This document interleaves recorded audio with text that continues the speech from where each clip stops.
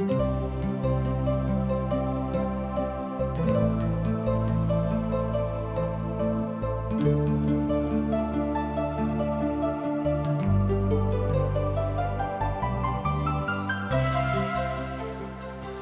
सब TWR द्वारा प्रस्तुत कार्यक्रम आशक इजोत देख रहल छी।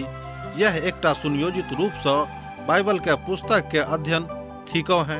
ई कार्यक्रम के उद्देश्य अछि कि लोग सब संसार के बनावे वाला परमेश्वर के उद्देश्य के जाने, कि हुनक इच्छा के अनुरूप चल चली। ई उद्देश्य के संग हम वह कार्यक्रम अहाँ के लेल प्रस्तुत कर रहल छी।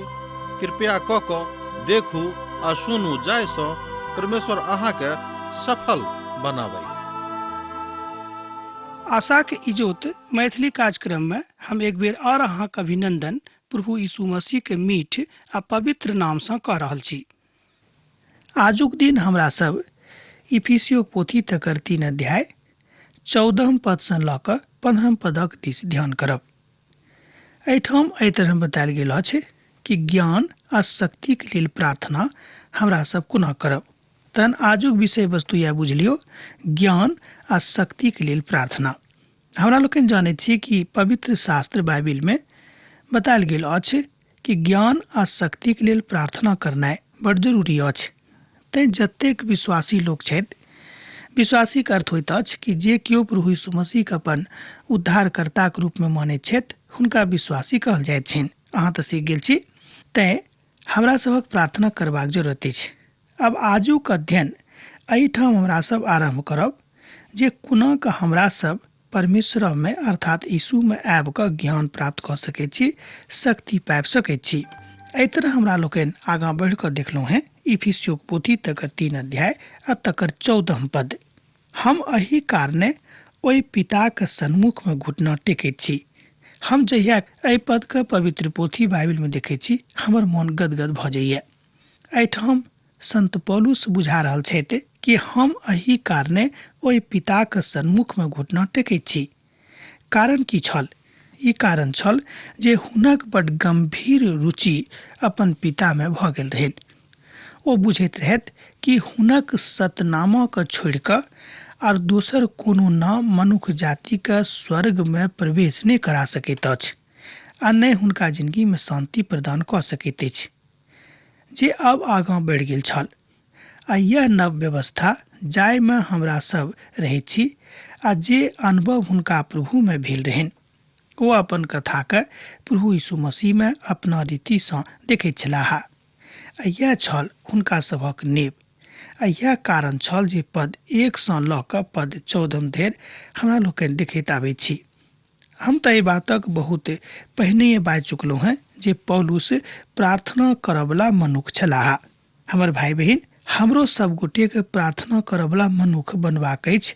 जँ नहि बनब तऽ हमरा सब परमेश्वरक वचनक भेद, कलीसियाक भेद आ परमेश्वरक प्रेमक खूब नजदीकी से अनुभव नहीं कऽ सकब। कियाक तऽ पवित्र शास्त्र बाइबिल में एहि बातक ऊपर बड़ जोर देवल गेल अछि कि प्रार्थना की अछि। एक बेर हम अहाँ सब बतेने रहौं कि प्रार्थना की अछि। प्रार्थना परमेश्वरक संगे बातचीत करबाक एकटा प्रक्रिया थिक।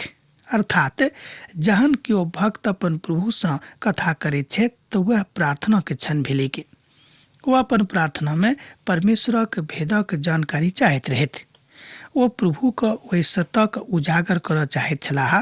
ई महान सत्य ओ कलीसिया के परमेश्वर के पवित्रता में आनि कऽ लोक के बुझाबैत रहथिन। पवित्र आत्मा के मंदिर ओ कहैत छथि, अहाँक देही के आ हमरा देही के। ई बात आजुक युग में एकटा भेद नहीं रह गेल अछि। ओ प्रार्थना के साथ परमेश्वर के शरण में आबैत छथि। आ ई महान सत्य विश्वासी लोकक जिंदगी में बड़ पैघ बातक बताबैत अछि कि ई सत्यक बिनु अहाँ बा हम केओ प्रभु यीशु मसीह के बेसी नजदीकी नहीं बनि सकलहुँ हैं। एही पद में और एकटा विशेषता अछि जे पौलुसक प्रार्थना के बखान करैत गेल छी।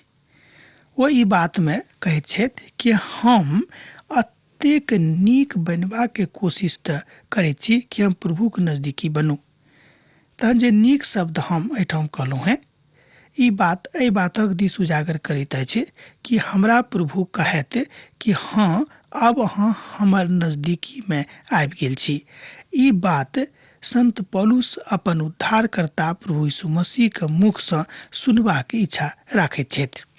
तैं हमरा लोकनि देखैत छी कि संत पौलुस कहैत छथि कि हम अपन दौड़ में दौड़ रहलहुँ हैं, हम धोग रहलहुँ हैं, हम पहुँचलहुँ कि नहि से तो हम नहीं जानै छी, मुदा जाय लक्ष्य के लऽ कऽ हम दौड़ैत छी, हम अखन अपन दौड़ में लागल छी। यह बात हमरा सब गोटेक सिखबाक अछि, सर्वकालिक सत्य या थिक। यह बात ओतऽ स्पष्टता के साथ बखान कयल गेल अछि। एक बेर टीकाकार साहब एहिठाम एहि बातक, एहि भावनाक, एहि घटनाक विषय में कथा कऽ रहल छथि। ओ कहैत छथि कि जहन हम एकटा कलीसियाक अगुवाई कऽ रहल छलहुँ हैं, तहन हम ओहि काल में खूब नजदीकी में आबि कऽ प्रभु से प्रार्थना करैत छलहुँ हैं। मुदा हम की देखलहुँ हैं कि ओ कलीसिया एकटा नदी के कछार पर छलीक। ओ कहैत छथि कि ओ कलीसिया एकटा नदी के कछार पर छलीक, आ जहन नदी के धारा खूब तेजी से बहैत रहेक, आ जहन बरखा के काल में एहि नदी में खूब पानि भरि जाइत रहेक, आ पानि ऊपर आबि कऽ लबडब करैत रहेक, तहन हमरा एहि बातक ज्ञान भेल कि हमरो सभक जिंदगी में एही तरह परमेश्वरक प्रेम उब डूब करैत रहेक, अर्थात लबालब भरल रहेक, जाहिसँ परमेश्वरक ओहि धाराके जे अखन अन्दर दऽ कऽ बहैत अछि, ओही तरह परमेश्वरक प्रेम हमरा सभक हृदयके अन्दर में बहैक। हमरा सब नदी के देख कऽ, नहार के देख कऽ, गाछी के देख कऽ बहुत किछु सीख सकैत छी। ओ कहैत छथि जे हम जतेक नीक सभाक आयोजन कयने छलहुँ हैं, ओहिठाम एकटा सभाक आयोजन कयने रहथि। ओ कहैत छथिन कि आजुक दिन धरि हम जतेक नीक सभाक आयोजन कयने छलहुँ हैं, ओहिमे सँ सबसँ नीक वएह सभा भेल रहेक। मुदा एना तो बड़ छोट छोट कलीसिया छल, अर्थात ओहिठाम 2-3टा कलीसिया छलैक जे बड़ छोट छोट रहेक। मुदा ओहि कलीसिया सभक लोग बड़ उत्तेजित छलाह, उत्साहित छलाह, आ परमेश्वरक प्रेम सँ भरल रहथि। तैं ओतऽक सभा में बहुत लोग आबि कऽ प्रभु यीशु मसीह के अपन उद्धारकर्ताक रूप में ग्रहण कयने छलखिन। यह घटना चक्र आजुक युग में घटल रहेक। ई बात एहिठाम टीकाकार साहब कहैत छथि कि हम अपन आँखि के बंद कऽ कऽ प्रार्थना प्रभु से कयलहुँ हैं, और कहलिए कि हे प्रभु, ई घटना घटैत रहेक, किएक तऽ प्रभु आजुक युग में एहि तरहक घटनाक्रम बड्ड कम घटैत अछि। एहि बात से हुनका बड़ दुख रहनि। एहि बातक, एहि सत्यक एहि पोथी में संत पौलुस सेहो व्यक्त करैत छथिन। ओ बता रहल छथि कि प्रभुक वचनक बुझबाक बात बहुत कम लोगक मन में आबैत छनि। कथा की थिक कि लोग संसार में, एहि संसारक झकझकौआ में, एहि संसारक चकाचौंध में, एहि संसारक सुख विलास में ततेक संलिप्त भऽ जाइत छथि कि हुनका बुझाइत छनि कि संसार अब हमरा से कहियो नहीं छूटत।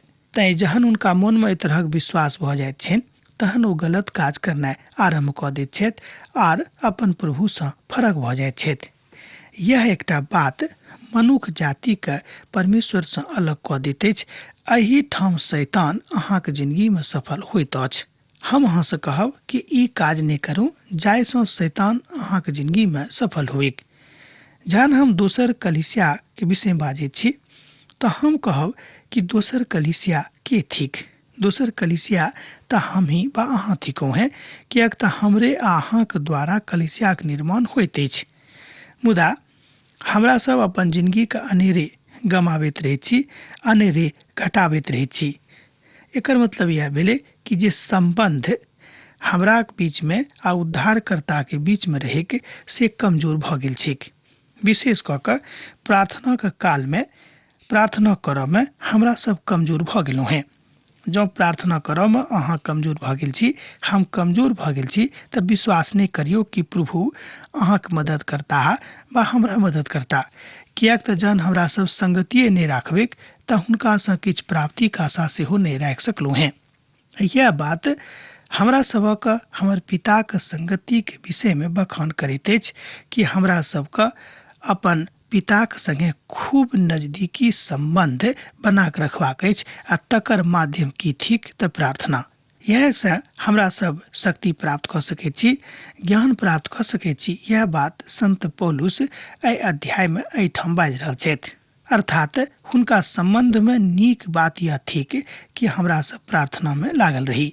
यह बात रिश्ता के संबंध में सेहो आवश्यक होइत अछि। मान लियो किनको से अहाँके खूब नीक रिश्ता अछि, जँ हुनका से अहाँ मिलनाइ जुलनाइ कम कऽ दै छियै तऽ लोक के शक भऽ जाइ छनि, हुनका शक भऽ जाइ छनि कि अब हिनक रिश्ता हमरा से कमजोर भेल जा रहल अछि, तैँ ओ हमरा लग अब बड्ड कम आबैत छथि। यह विश्लेषण आजुक युगक अछि। कालांतर में ओ अहाँके बजताह, यौ अहाँ तऽ हमरा लग कम आबैत छी, की बात, हमरा से की गलती भऽ गेल। एकर मतलब यह भेलै कि अहाँके संबंध में कतौ ने कतौ किछु कमजोरी आबि गेल अछि। यह बात परमेश्वर विश्लेषित कऽ के देखैत छथि कि अहाँ हुनका से प्रार्थना कऽ रहलहुँ हँ कि नहि। तैँ साधु पौल कहैत छथि कि खूब सावधान रहूँ आ प्रार्थना में लागल रहूँ। एहि बातक प्रभु यीशु मसीह सेहो बाजने छथि कि प्रार्थना करैत रहूँ, जाहिसँ अहाँ परीक्षा में नहि पड़ी। यह बात परमेश्वर अपन दयालुता में अहाँके वा हमरा सिखा रहल छथि। अपन प्रभुक दिससँ जे आबैत अछि तकरा अहाँ विहंगमता में स्वीकार कऽ सकैत छी। एहिठाम अहाँ देख सकलहुँ हैं प्रभु यीशु मसीह के विहंगम महान प्रेम के मजबूत करूँ, किएक तो अहाँके चाहैत छथि कि अहाँ मजबूत भऽ जाउ। यह मानवीय प्रक्रिया अछि आ एही तरह अहाँ संबंध के प्रभु यीशु मसीह के साथ सुधार सकलहुँ हैं। मुदा आवश्यकता अछि कि तऽ एकटा आजुक संबंध में बड्ड बात प्रसिद्ध अछि कि लोक के जहन काज निकल जाइत अछि तऽ लोग अहाँके बिसरि जाइत अछि। एहि बात ठीक नहि जे अहाँ लोक के बिसरा दियौ कनेरे। और एकटा बड्ड महत्वपूर्ण तथ्य अछि, जाहि बातक ऊपर ध्यान करनाइ बड्ड आवश्यक भऽ जाइ छै। ई एकठाम पौलुस पिता परमेश्वर सँ हुनक एकलौता पुत्र प्रभु यीशु मसीह के नाम सँ प्रार्थना करैत छथि। आ एहि बातक अहाँ एक अध्याय में घुरि कऽ आबि कऽ देख सकैत छी। एक अध्याय के 17 पद में ओतौ एहि बातक बतायल गेल अछि। ओ अपन प्रभु यीशु मसीह के पिता और जगतक स्वामी से प्रार्थना कऽ रहल छथि। प्रभु यीशु मसीह कहैत छथि जे हम अहाँ से बड्ड सत्य सत्य बाजि रहल छी जे ओहि दिन हम पिताक संगे अहाँ से मिलब। अर्थात प्रभु यीशु मसीह ई वाचा बनि रहल छथि अहाँके संगे कि ओहि दिन में ओहि काल में हम अहाँके संगे अपन पिताके साथ भेंट करब। यह बात अहाँके बा हमरा बुझबाक अछि कि हमरा सब कतेक नजदीकी में बढ़ल छी, बा हमरा सभक संबंध अपन यीशु के साथ कतेक प्रगाढ़ भेल अछि। यूहन्नाक रचल सुसमाचार तकर 16 अध्याय 23 पद में एहि बातक बतायल गेल अछि। ओहि दिन अहाँ हमरा सँ अहाँ किछु नहि पूछब, हम अहाँ सँ बड्ड सत्य सत्य बाजैत छी जे अहाँ पिता सँ किछु मांगब तऽ ओ हमरा नाम सँ अहाँके दऽ देताह। एहि बातक ओ बाजने छथि यूहन्नाक रचल सुसमाचार तकर 16 अध्याय आ तकर 23 पद में। ओ कहैत छथिन कि जँ अहाँ हमरा से नहि राखब तऽ पिता सँ अर्थात परम पिता परमेश्वर से जे किछु अहाँ हमरा नाम से मांगबै तऽ ओ चीज अहाँके भेट जायत, ओ चीज अहाँके मिल जायत। शिष्य सब हुनका संगे 3 बरख धरि छलाह। हम विचार करैत छी जे ओ सब धियापुता के एक झुंड छलाह, किएक तऽ जेना धियापुता अपन माय बाबूक संगे रहैत छथि, हुनका से किछु किछु पूछैत रहैत छथि, किछु किछु जानकारी चाहैत छथि। एही तरह के हिसाब किताब हुनक शिष्यक संगे छलनि। ओ सब एहि बातक बुझैत रहथि।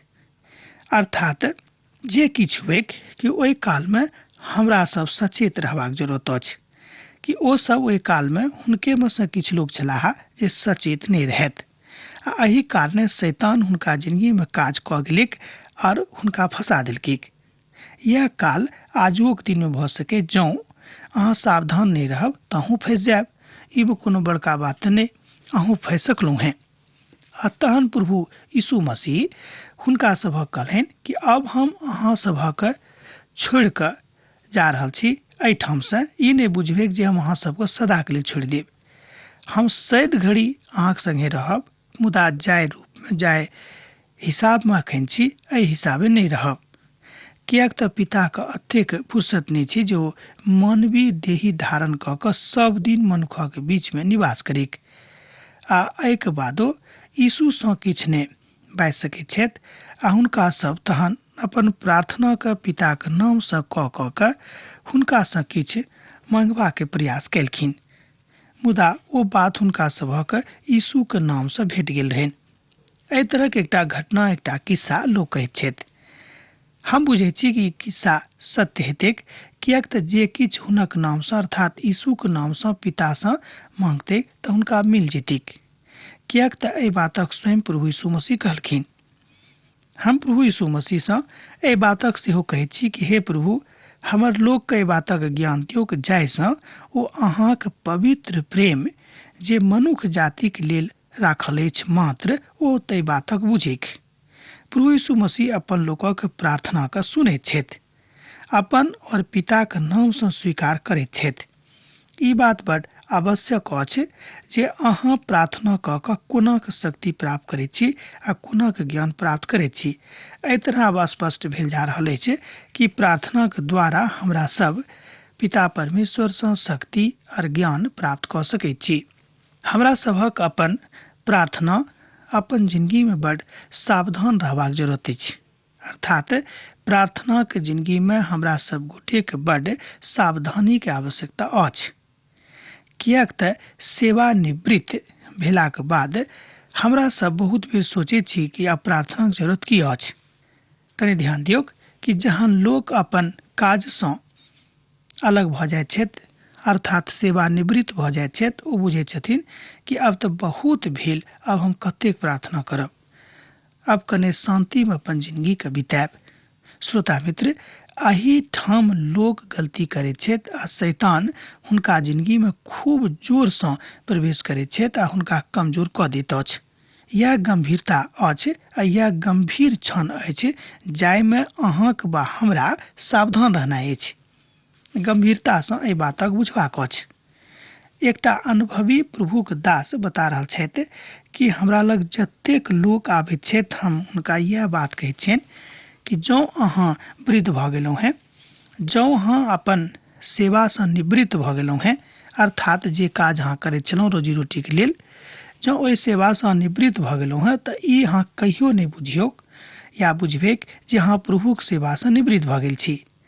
अहाँके प्रार्थना करबाक अछि, अहाँके संगति करबाक अछि जाहिसँ यीशुके साथ जे बन्धनसँ अहाँ बान्हल गेल छलहुँ हैं ओहि बन्धनके शैतान कोनो परिस्थितिमे आबि कऽ कमजोर नहि कऽ सकैत।